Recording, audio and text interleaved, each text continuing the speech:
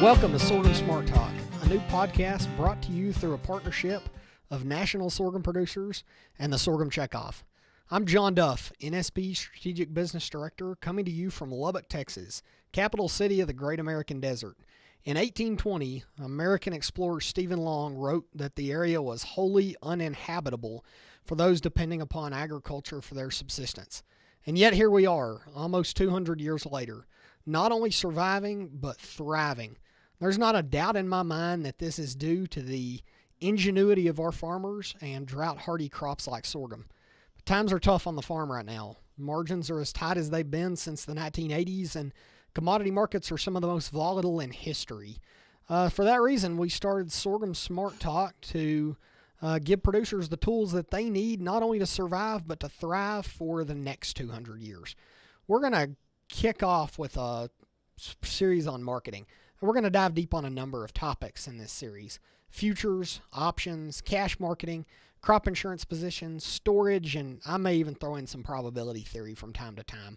I can't guarantee that you'll be a better marketer by the time this series is over, but I can guarantee that you will know more about active marketing and risk management. We're going to bring in several folks during the course of this series, but our first guest will be John Miller.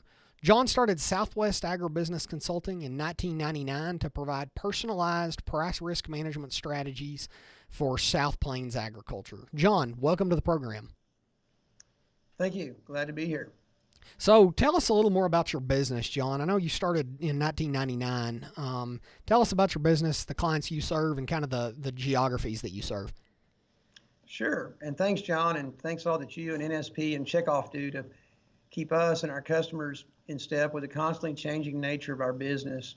I think it's just information is so important, and it's very powerful in our type of work. But from the beginning, our approach has been to bring focused price risk management to the farmer and down at the farm level. So many times we hear farmers talk about the complications of the marketplace, so many writings and approaches that go over their heads. But we really try to make our program individualized, not a one-size-fits-all.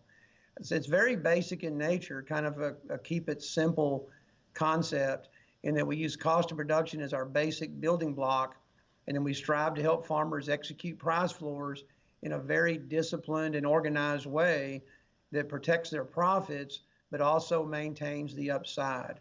So in addition to cash marketing, we also try to employ other tools available to farmers, such as futures and options through a commodity account to manage risk. And you may ask, well, why do we advertise ourselves as consultants versus, say, a merchandiser or a broker is a common term? And that's because the way we charge and the way we maintain relationships, it's much more than a merchandiser or a broker. It's a consultant. And that relationship helps us communicate in a way that develops trust, which allows us to be better informed and keep our clients better informed about the potential outcomes based on their localized individual situation. So what commodities do you specialize in? And I know you mentioned futures and options a little bit, but what are the most common instruments that your producers are using? Right. Well, I found out from the beginning also that you really need to go from a whole farm approach. And there are tremendous specialists that we utilize that may work on just sorghum or just corn or cotton, for example, or cattle, obviously, in your country out there in the panhandle. But we found that to use a trade account effectively, to look at competing dollars on the farm, that we really have to take a whole farm approach to risk management. And so that's sort of what has led us into working with all the grain crops, cotton, cattle, and even inputs in some cases. For example, we do a fair amount of hedging in fuel, not only farm fuel such as diesel, but also irrigation fuel in the form of natural gas. But really what I guess develops our personality on the South Plains is the extreme weather that we face. And so where some areas of the country may be able to use, say, country elevator generated products in their cash contracts, we end up using a lot of options in our country because, again, committing those bushels much in advance at harvest can be a very difficult, sometimes if not emotional experience for a farmer, because most of them have experienced in their lifetime, maybe several times, to where only contracting a small amount led to a real worrisome time period during the growing season, with the potential of facing buyouts of contracts and those sorts of things. But fortunately, options products, which were developed for the farmer and really kicked into high gear in the 1970s, allow a safe way that a farmer can risk a known premium, something that farmers and their families and their bankers especially like to hear, is that you're putting up a known risk, a known premium to participate in the marketplace. So I know you hit on a topic a second ago that I want to expand on a little bit, specifically goal setting. You mentioned you start with the crop budget, start with profitability analysis, but dive a little deeper on the goals that your customers have and the goals that you have for your customers. Right. Well, I think, again, so many things in life are personality driven or driven by our experiences. And, different farm operations, different farm families may choose to work with a variety of consultants or maybe no consultants. I guess it depends on, again, what skills you bring to the table and what time you want to afford outside your normal production activities. But I think the way that we get incorporated into an operation is simply that those families want to be better at what they do, particularly in the price risk management arena. So again, we become part of a larger marketing team that may include, equipment consultants or crop technology consultants or, regulatory, banking. There's just a lot of resources available out there and experts in the field. The bottom line is the farmer wears a lot of hats every single day.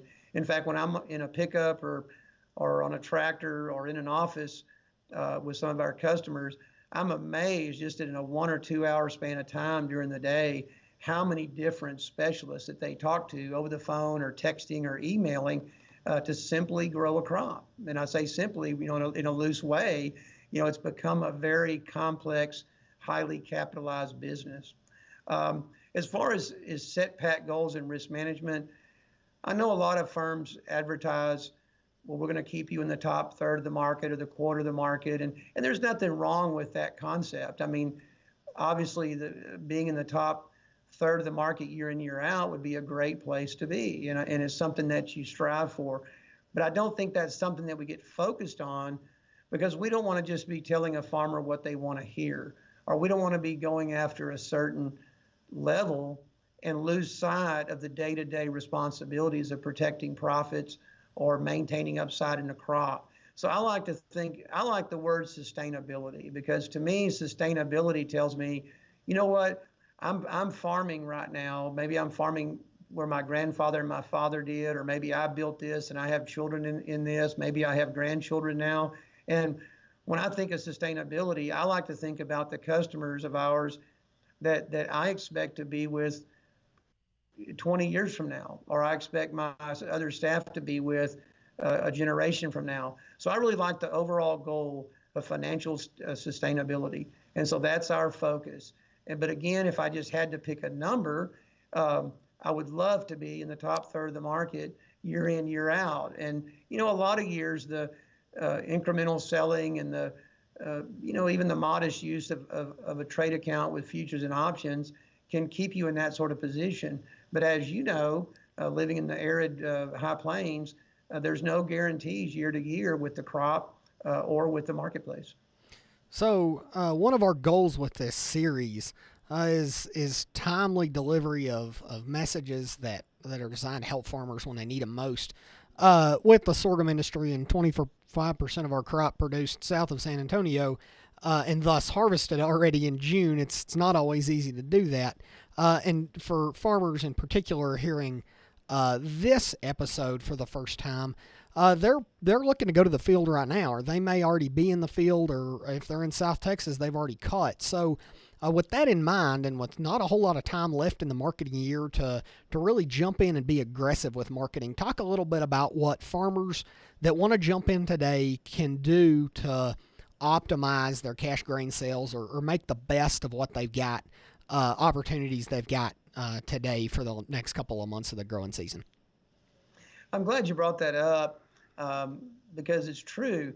The South Texas versus the High Plains sorghum crop require completely different approaches.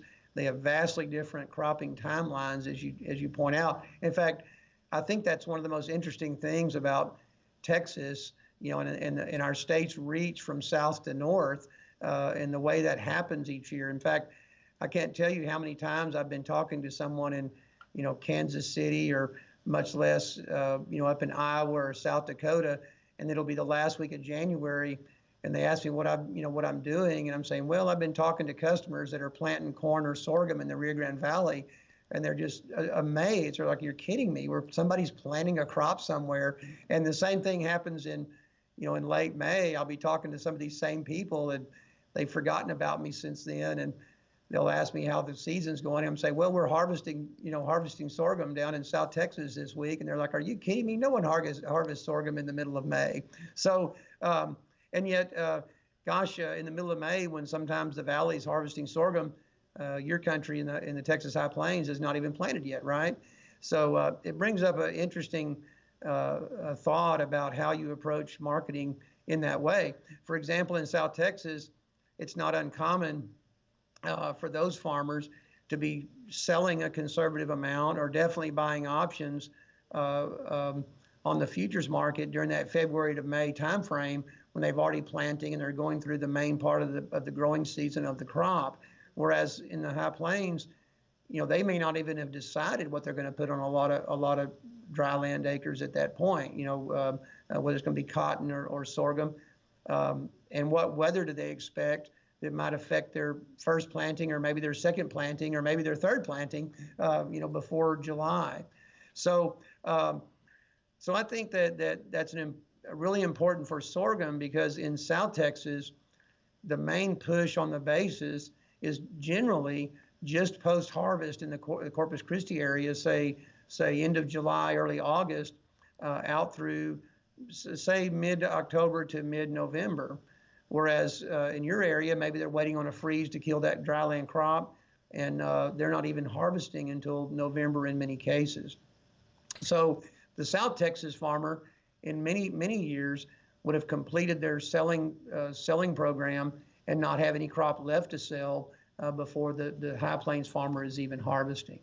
Now, of course, South Texas is driven by the Gulf Coast and the basis from foreign buyers out of Houston or Corpus, or maybe by truck crops to some degree, say at ports like Progreso or Laredo. And so that basis, again, tends to peak in the fall, when I guess I'll call them border cash traders or border merchandisers, are trying to garner supplies to maintain an active truck market throughout the fall and winter for their customers just south of the border. In the High Plains, you have a very different dynamic, where you have the addition of sorghum supplying cattle, in some cases hogs, and obviously the ethanol markets in southern Kansas. And so that's a whole different basis dynamic. For example, now the sorghum basis at the Houston and the Port of Corpus is probably running in the 40 to 60 over December corn futures range. Whereas in the High Plains, the basis is much better than the freight spread at this time, probably in the minus 20 to minus 40 range across the entire South Plains. So again, it's that tug of those domestic markets that changed the situation in the High Plains. So understandably, however, with the low futures market, due to perhaps the large Midwest corn crop coming off, and the estimation of a 181 per acre national average corn yield, and a 52 bushel per acre or perhaps higher national average soybean yield, would perhaps keep futures markets down in the near future. And if that's the case, I'm not really that scared, I guess scared's a crazy word, but I guess I'm not that worried about the High Plains farmer, maybe purchasing put options on the futures market, testing for higher futures. And then the fact that you do have a domestic milo market in many locations in the High Plains, that could encourage a farmer to maybe store a while we let some of this tariff discussion abate, and perhaps correct prices at the Gulf. So the bottom line is where the South Texan is probably through marketing their cash sorghum, they're looking at purchasing call options in the spring to minimum price that sorghum. The High Plains farmer may be just getting started, where they're looking for rallies like we've seen the last 3 or 4 days to buy options or hedge that crop and then wait for basis gains into the first of the year, particularly if they can defer income. So you provided a great segue there into storage, and I want to jump back to basis in a second. But first, I want to have you expand on storage a little more. It's common in some parts of the country, and it's uncommon in others. But you have quite a few farmers that do a lot of storage on the farm. So, what is your advice to those producers who have storage today on how to best take advantage of those with current market conditions? Sure. And storage, is a very individual decision. I mean, we have certain farmers of certain sizes and land tenures, and in certain markets where storage seems pretty obvious to them. And then people not far down the road that maybe storage isn't the best fit for their family. So it's a very individualized decision to have storage. But what I can say with confidence is that every customer we have with storage, that it has paid off for them, and it's not something that they've ever regretted. And so because the reason is time is really the farmer's friend in many cases. It slows things down.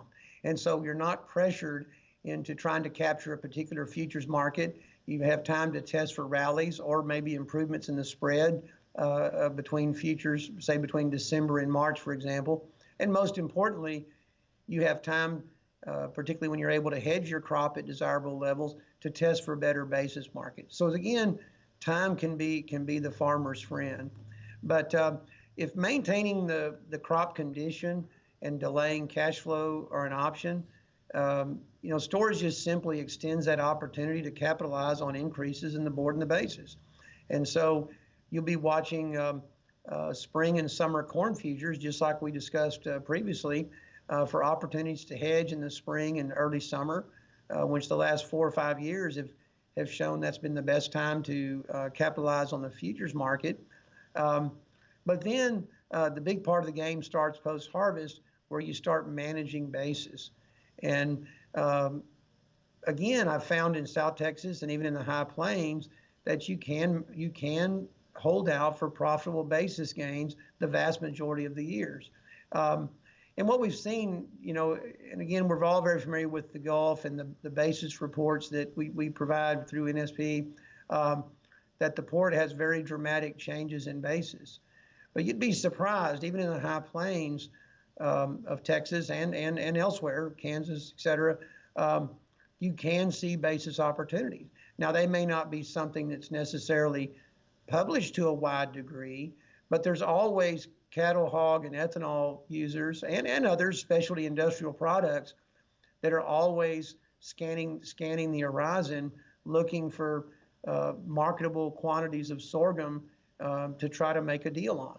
So I would say that, again, if the extra labor to store the crop, maintaining the quality, if that's a very ordinary thing for you, and you have the ability to spread out your income over a longer period of time, I really just have not seen a market, particularly across the South Plains, to where that can't be an advantage. So you brought up basis again, and I want to talk about that a little more, and specifically related to the current basis situation. It's always almost impossible to predict basis moves, and so one thing we found is looking back at history is helpful, and specifically looking at whether a given basis level is good relative to history. And if you have a really good basis opportunity, sometimes it just pays to take that. So specifically with regard to this harvest, what do you feel like those probabilities are and that history looks as far as lining up for this harvest? Yes, again, like storage, basis is all about time. What time do I have to test for a better basis market? And secondly, it's about having an exit strategy. you try to focus on cost of production, you try to focus on profits, and you try to focus on returns to storage. And those are all things that we help our customers deal with, basically every business day that we have. And so I think that a lot of times, farmers will understand enough about basis to feel like they can, control it to some degree. And the thing is that just like the futures market, it can be extremely volatile. And say if you have a given number in mind, how many times have we been 1 or 2 cents short of that given number and not given in and missed out on a great opportunity? And again, you can talk to merchandisers and you can talk to other professionals that deal in basis daily, and they're going to have great opinions and a lot of experience. But what I've found in my 20 years of experience is that just like the futures market, in the end, no one really knows where that's going to go.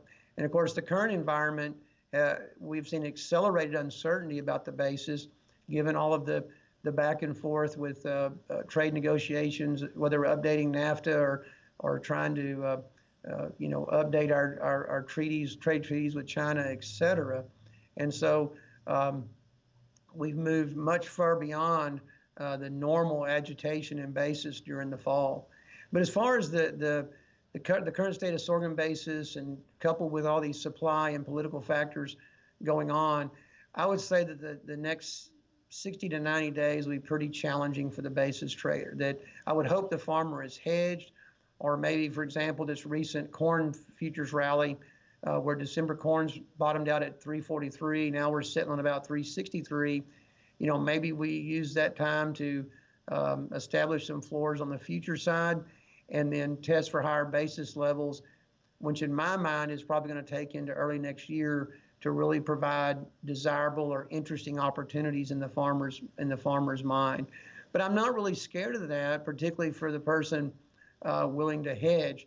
But now, remember, you're trying to outrun not only storage costs, but the cost of caring for the crop and the interest cost. So you need to understand those aspects of your storage. And a lot of people tend to forget to charge themselves. If I can go off on a story just a minute, I remember a neighbor growing up, and of course I was getting into college at A&M and thought I was getting really smart, over time. And so I would start challenging him about his cattle and what it cost to care for those cattle and talk to him about selling. And so he would tell me that, well, that's a ready source of cash, and he always made money on cattle. Well, I started listing off, all the veterinary cost and the death loss and all these different things you learn about and start learning about in college.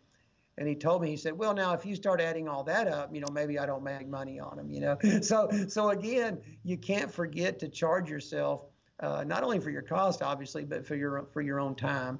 And so you need to set realistic goals in basis, just like you would set realistic goals with futures or entry and exit points with options, or whether you're selling a piece of equipment. You have to have realistic goals and understand that when you reach those goals, you should do something. So as long as farmer understands that there's no guarantees about basis, just because say John Miller sends you a chart that shows for the last 25 years basis might have behaved in this fashion, doesn't mean that it's going to behave in that fashion.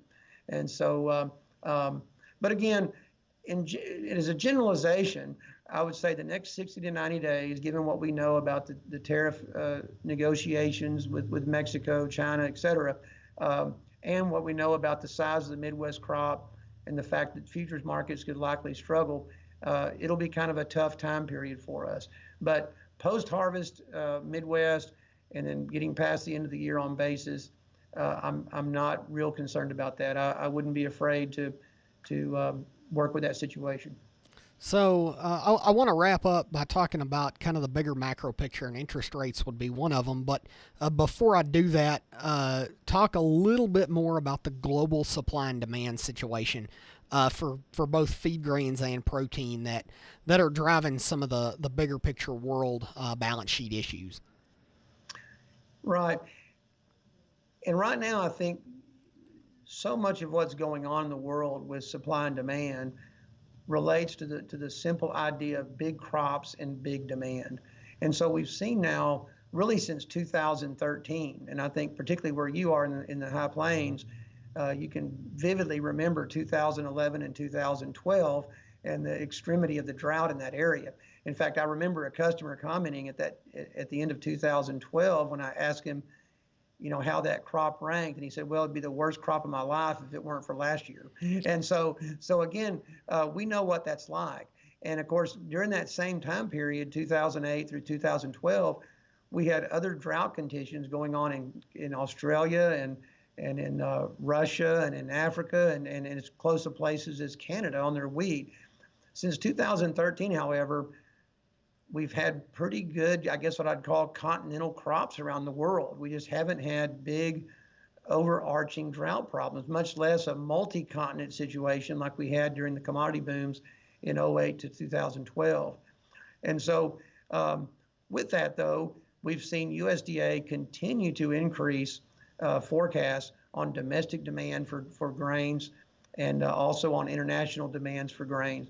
The continued rise in both world population and in incomes, and in support for low-income individuals by governments around the world, one has to be pretty optimistic about agriculture going forward, particularly in the food grains.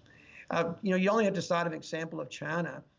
Prior to 20 years ago, the charts are almost, down at the bottom of the margin as far as what they used to purchase in world trade. And now they're routinely purchasing over 75% of the soybeans that move around the world. And so that's just in the last 20 to 25 years that we've seen that. And of course, sorghum has been a huge player of that, probably the starkest illustration you could find in crop agriculture as far as the Chinese purchase of U.S. sorghum since 2013. And so we're acutely aware of the big crop, big demand scenarios that we're seeing.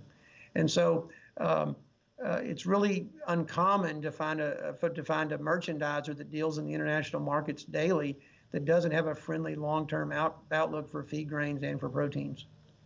So that's a great way to bridge into the wrap up. Other macro factors. We've talked a lot about interest rates, exchange rates, global financial crisis effects on commodity markets. Talk a little bit about what farmers should be looking at when it comes to those macro factors. Right. It's kind of interesting, but prior to the 2008 to 2010 global financial crisis, which all of a sudden made us all watchers of commodities we never thought of. I remember having a corn chart and a cotton chart and a wheat chart and maybe crude oil, during the day to have discussions with customers and make decisions about hedging. It seemed we pretty much kept up with U.S. and world supply demand numbers and obviously had the weather charts going. But during that financial crisis, we all just became critically aware of how important currency values are to our business. We started seeing collapse or near collapse of some of the country's largest financial institutions. Of course, the Lehman situation and the failure of large banks, or the close failure of large banks, the bailout. And what was interesting at the time, it seemed like no matter how much uncertainty was injected into our financial markets and how much we tried to, I guess, question what our government and large banking institutions were doing, the dollar started trading stronger against other currencies. Well, what that tended to dig out was how deep the financial crisis were across Europe. And so we were all taught how that, probably a third of our banking in the United States was directly tied, to deposits and lending in the European arena. And it really showed how that the United States could be drugged down by a financial crisis elsewhere in the world, particularly Europe at the time. Not before long, we had Latin American countries, even some Asian countries pulled into that. And so it was just a matter of time before foreign buyers of our products, even of sorghum, started to show kinks in their ability to afford our sorghum or other commodities based on the currency rates.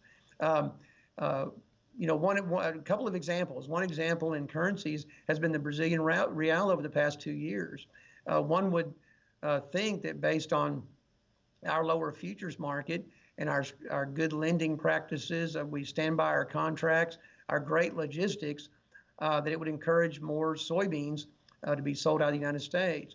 Well, as the Brazilian real has fallen against the dollar based on various corruption that has been exposed in Brazil, and also just the declining performance of their economy, largely tied to falling oil prices, that would be an advantage for us. Well, what happened? The falling real has been a boon for South American soybean farmers, made their soybeans more competitive on the world market, and led to a faster expansion of soybean acres than one might think otherwise.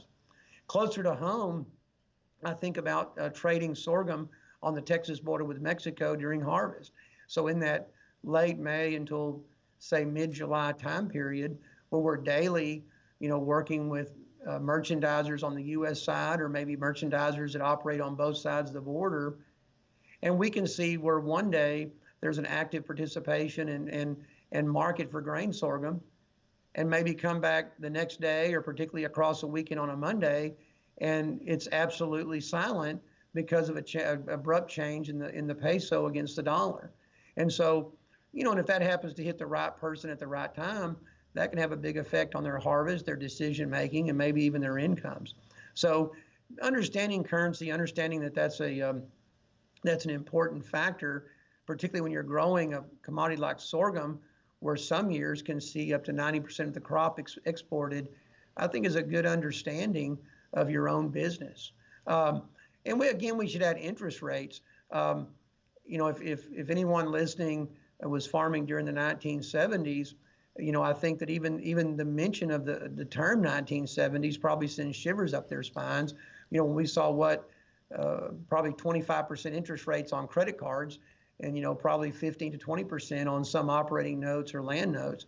And so we know that if we were returned to something like that it would be crushing in this current cost price squeeze that we're experiencing due to lower commodity prices that have not been accompanied by correspondingly falling input prices. So again, a return to double-digit interest rates would be extremely painful given the current tight margins. So I definitely think that's something to keep an eye on. And there are ways, actually, it gets a little complicated and a little bit more involved in setting up those types of accounts, but there are actually ways to hedge interest rates. And if it's not something you can do on your own, I would challenge you to ask your lender about it, because many lenders have programs where you can hedge interest rates multiple years.